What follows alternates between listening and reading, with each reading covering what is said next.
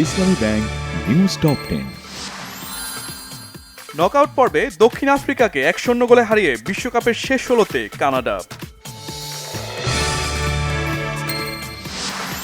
বিশ্বকাপের high voltage ম্যাচে আজ মুখোমুখি হচ্ছে ব্রাজিল ও জাপান। হিউস্টনে রাত 11টায় মাঠে নামবে দুদল। অন্তর্বর্তী সরকারের সময় সবচেয়ে বেশি দুর্নীতি হয়েছে বলেছেন স্বরাষ্ট্রমন্ত্রী। সংস্কার বিষয়ে প্রতারণা করেছে সরকার, অভিযোগ বিরোধী দলের।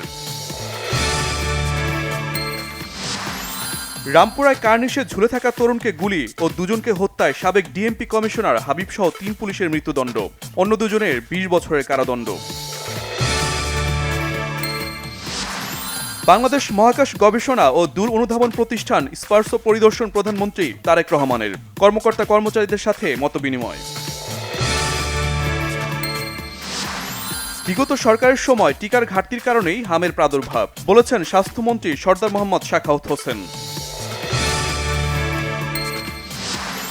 সামাজিক যোগাযোগ মাধ্যমে প্রশ্ন ফাঁস নিয়ে গুজব ছড়ালে কঠোর ব্যবস্থা, হুঁশিয়ারি শিক্ষামন্ত্রী আনম এহসানুল হক মিলনের।